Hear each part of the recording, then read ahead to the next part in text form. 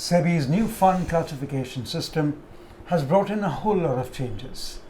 Funds are getting merged or fundamental attributes are getting changed, causing a lot of anxiety and confusion amongst the investors. Please do not fret about it, because we are going to be addressing all these issues and tell you what you should be doing in today's Investors Hangout. This episode is brought to you by Aditya Birla Sun Life Mutual Fund and Value Research, and with me is the CEO of Value Research, Dhirendra Kumar. Dhirendra, welcome. Thank you. Would you like to throw some light on this new fund classification system that SEBI has introduced? What is the objective of the whole thing? The objective of this exercise is to standardize mutual funds. Today it was possible to have, today there was no standard classification system. 10 kind of equity fund possible now. That is what SEBI has stated. And all that I'm talking about is valid only for the classification system, is valid only for the open-end funds. So 10 kind of equity fund possible, and that is primarily based on the size of the company the fund will be investing in. So large cap, large and mid cap, multi-cap, a fund which will have all the flexibility to move anywhere. Yield, focus. Dividend yield. So, dividend yield and focus are actually, so one is the size based on the capitalization, the size of the company based on which there will be an investment mandate. So small cap, large cap, multi-cap, and large and mid cap. Then you have, the style category based on, the investing style. So you have the value fund. Then you have the focused fund where the fund will actually be taking a concentrated bet. So 10 kind of equity funds possible. There are a couple of, redundant category, not so useful category, because I still don't understand the rationale for the retirement goal-oriented things, because I think every mutual fund is goal-oriented. The goal, any investment which you have the goal in your mind, it's a goal-oriented. So if you are investing in a multi-cap fund with your retirement in mind, that's your retirement fund. But still, for legacy or for reasons that they continue to exist, maybe it has been provided for. 16 kind of fixed income fund. So there are way too many, but they're very well nicely articulated. So investors can really understand which is worthwhile, the kind of fund which they should have, the underlying risk. One thing which has come out very nicely, and 4 kind of hybrid possible. So the funds which invest in equity, debt, and or other asset classes together. And depending on the asset allocation, you have the aggressive hybrids, what we used to erstwhile call the balanced fund. They were not balanced, they were 70-75% equity. So those will be aggressive hybrids, the balanced fund, and the conservative ones, and the equity income category. So and then 16 kind of fixed income fund. Depending on the credit profile, depending on the liquidity, depending on the kind of interest rate risk which the fund will be taking, or the kind of view it will be taking, or the kind of portfolio it will be carrying. So 16 kind. So this is not a simplification exercise. I think it is actually a standardization exercise. With these definitions, investors will be sure of getting what they are buying into. The fund will continue to remain what it has stated to be. And what about the investor? Do I need to worry about understanding all of them? No, you don't need to understand. You need to really worry about if you have invested in a fund and that fund is changing color. Broadly, there are three, four kind of things that is likely to happen. One, the fund that you have invested in has merged with another one. In most cases where there is a merger happening, funds are merging up with a similar kind of fund, because one fund company has multiple kind of similar fund. So SEBI is forcing them to merge them together.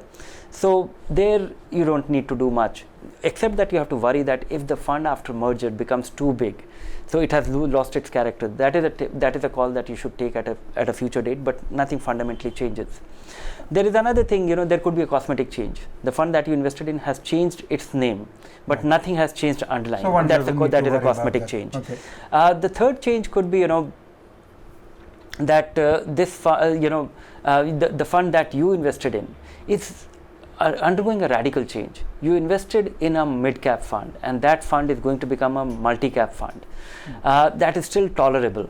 But if a fund which was erstwhile a balanced fund and now it is going to become a balanced advantage fund, I think you should worry, because if you are expecting that this balanced fund is going to produce similar kind of equity kind of return, and it is not going to be protected, focused on downside protection, so that character is changing. That is where you might have to take a decision that do you still still need the fund? Is it really qualifying for it?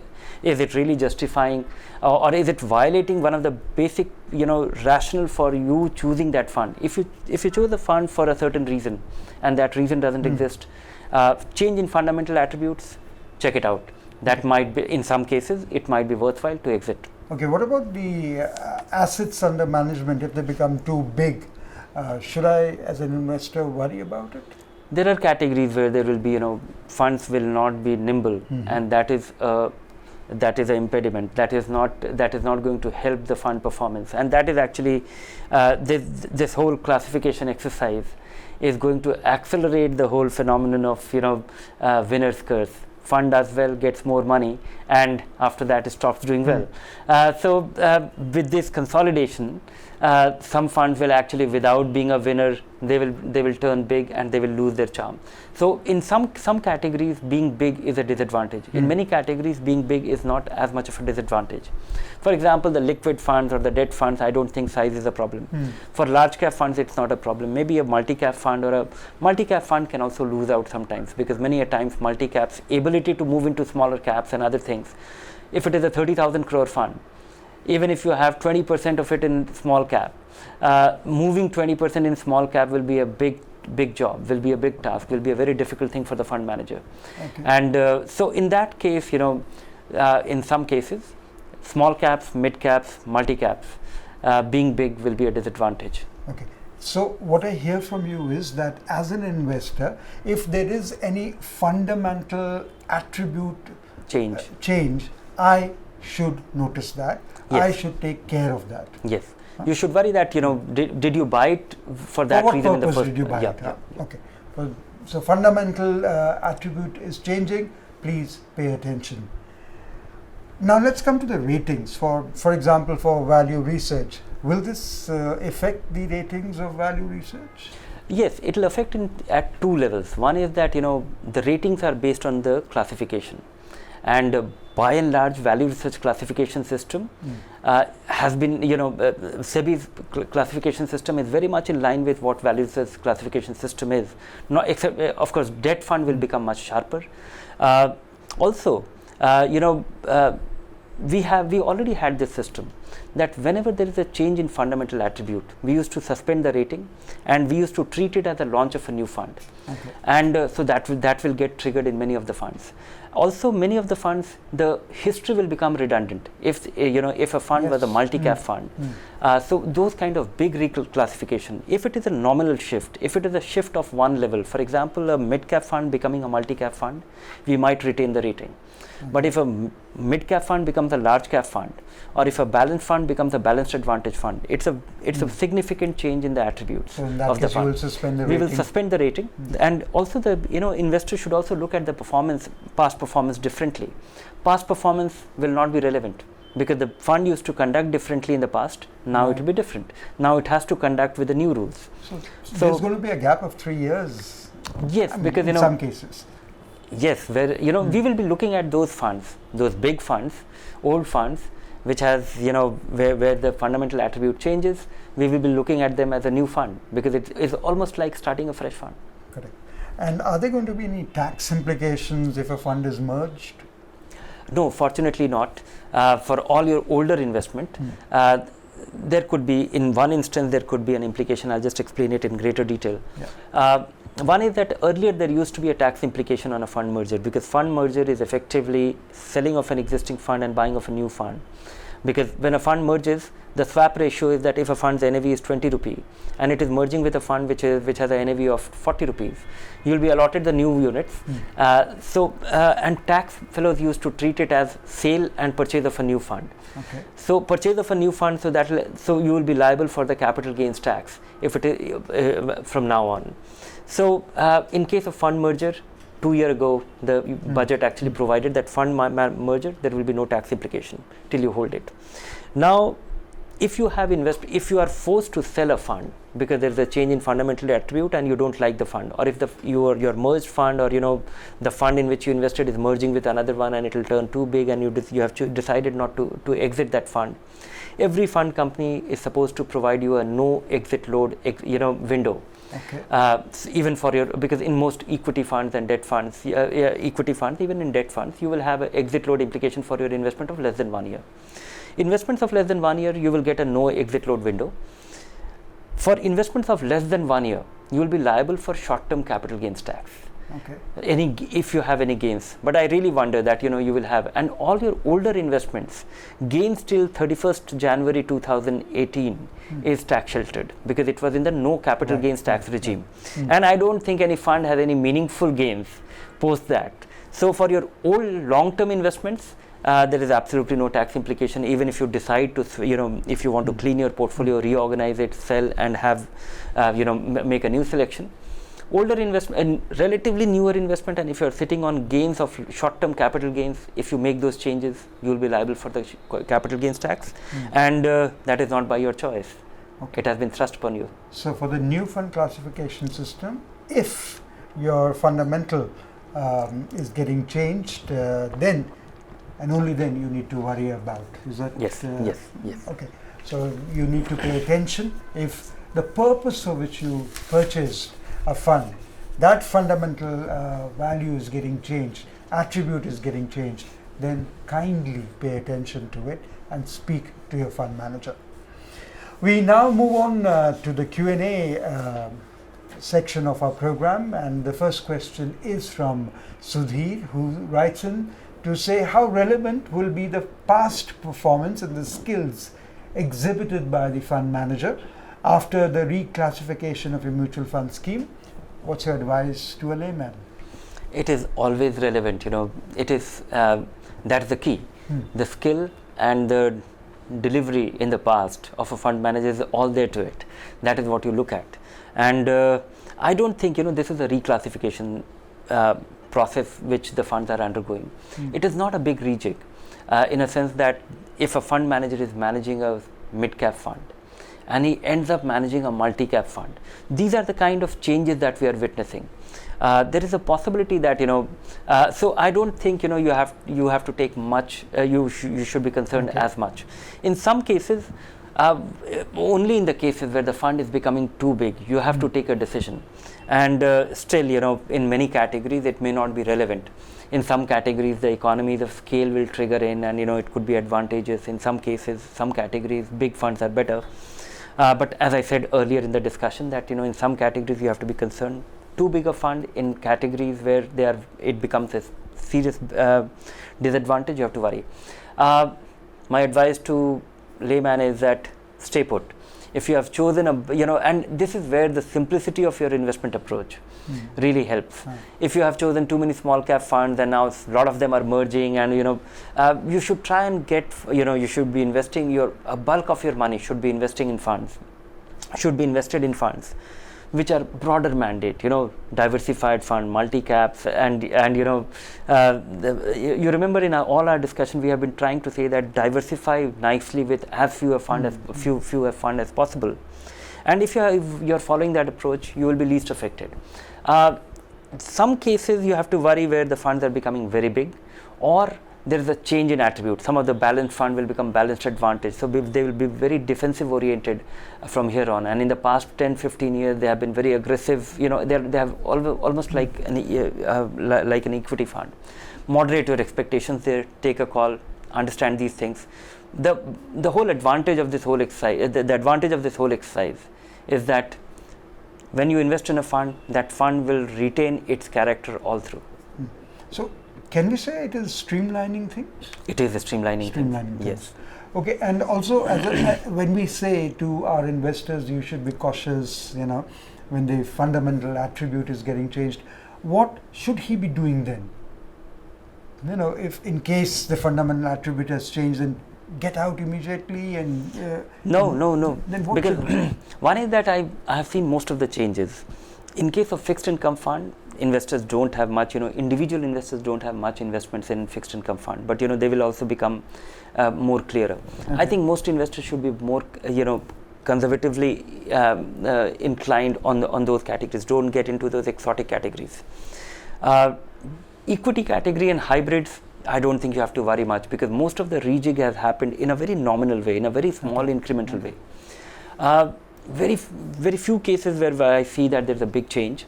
2 notches up, something which was down there becoming one on the scale of risk. Otherwise, I don't see that investors should panic and worry about this. And there is absolutely nothing. And I think the streamlining of the hybrid categories will prove to be very useful for investors, because it just came from nowhere. Balanced funds were actually aggressive hybrid funds, or the equity income fund, the innovation in recent categories, or the balanced advantage fund, which came from which happened in 2-3 years, which gave you the tax efficiency. It has actually brought on forefront that don't be guided by taxes. Be guided by your goals, be guided by your risk tolerance, be guided by the riskiness of the fund. Okay, and this process of classification, is it over, or is it ongoing? Is it work in progress? It is work in progress. Okay. Some part of it is over. Some funds have changed their name. Okay. The merger initiative is on. Most of them have made the announcement of all the changes that will happen, but there is an effective date from when it will happen. Okay. So on one day you will see your account statement. So even on Value Research Online now you will be witnessing where there is a change of name. We put the new name, and then underneath that we see erstwhile this fund, because funds are also consumer brands in a certain way. Absolutely. People have been investing for many years, and then suddenly you realize that the fund that you're investing in is not that one. So we are tagging the old name alongside the new name for people to relate to them, for better understanding. Okay, KM Nagendra has written in saying, how will grandfathering apply in case of merged funds? Will it be better to redeem units older than 1 year and pay 10% LTCG tax? Oh, there is absolute grandfathering of all the, because 2 years ago the union budget made a provision that merger of funds, your date of investments will be considered, your initial date of investment will be considered as your date of investments. Okay. So if your investments are more than 1 year old, your cutoff date is not the date of merger.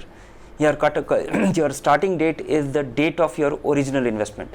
So if you invested 5 years ago, all your investments will be treated as an investment made 5 years ago. Everything will be, and up to January 2018, all the gains will be tax-free on equity funds or hybrid funds which are equity-oriented. And so there is no grandfathering. All your initial date, so it is grandfathered in a way. Yeah. Okay, Arun has written in saying that what will happen to my existing investment when the name or fundamental attribute of the fund changes? Will the units get transferred automatically? No, the transfer is not happening. The name changes, the fundamental attribute changes, and you are given a choice that if you don't like these changes, you can walk out, and you can walk out without any exit load. That's about it. If you choose to stay there, nothing changes. The name changes, the attribute changes, and your investment continues.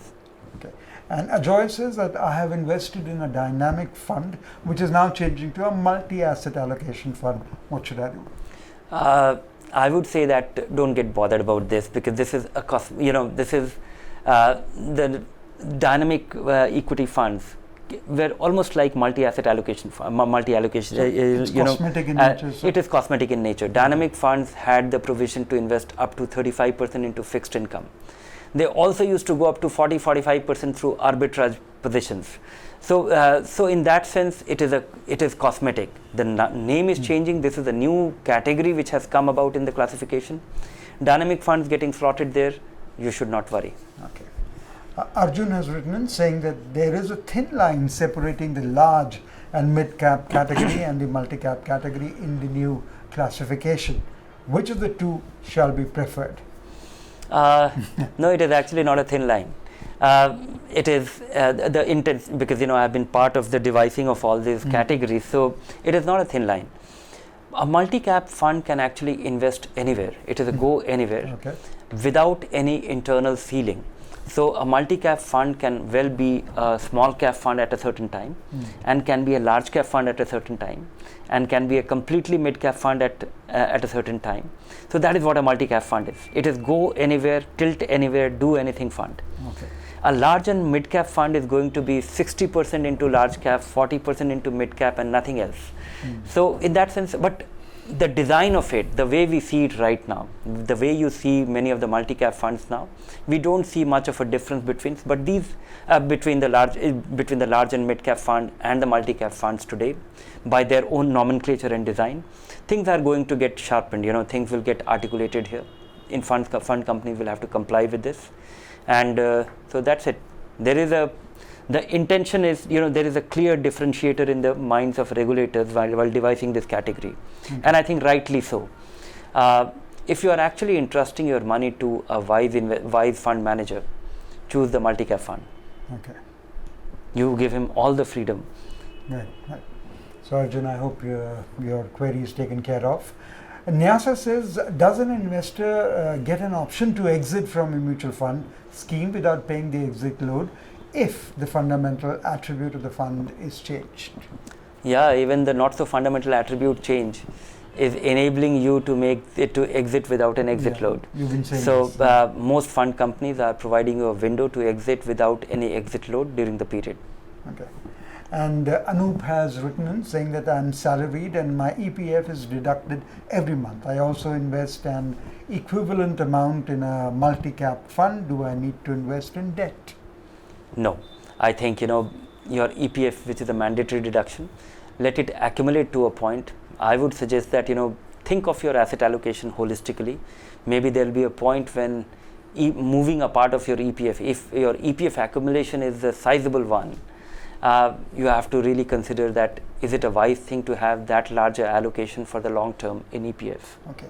Debraj writes, after new classification, will a mid-cap fund invest only in mid-cap stocks, or is there a certain ratio mandated by SEBI? By and large, a mid-cap fund should be investing substantial part of the money in mid-cap stocks. So, but this by and large is applicable to all categories, because fund managers say even a large cap fund is supposed to invest 80% into large caps and remaining in not necessarily in large cap, because there could be because look at it's a dynamic situation. The price changes every day. Large cap companies turn into a mid cap. Right. Mid cap companies turn into a small cap, and so this kind of flexibility is needed. But the answer to your question is, by and large, yes, but they also have the flexibility. Okay. BK Chaturvedi says, can I switch from regular to direct option of a fund whose subscription is currently closed? No, in fact, direct to regular to direct is amounts to redeeming a fund and buying one, and if the subscription is closed, you can take your money out. There are funds where new sales are closed. It is the fund is closed for new subscription, but so you can't invest, but you can take your money out. Okay. So you can't do that, because you can take your money out but you can't invest. Also, in case of, had it been a different thing, that dividend to growth also amounts to redemption of your money and moving to and investing again. Or moving your money from the dividend plan to the growth plan, that will also amount to that. So in case of funds where the subscription is closed, you can't. Okay. Last question. Sandeep says, I'm 60 years old and I have invested in an equity oriented and a debt oriented balanced fund. Can I start SWP from the first year itself? Will it be tax efficient? Yes, after the first year, if you do it, then it will be very tax efficient. In fact, it is tax efficient always by very design, because in case of mutual fund, you will be redeeming units. So you will be liable for capital gains tax only on the limited amount of units which you will be redeeming. So if you take all the gains in the form of redemption of units, then it is very tax efficient, because the remaining money stays there, and only a nominal capital gains tax will be levied on the applicable. Okay. Thank you very much, Dhiren, for taking care of all the queries that our viewers had sent in and throwing light on the new fund classification system mandated by SEBI. Continue to invest, and it's time for us to sign off. Take care of yourselves. Bye for now.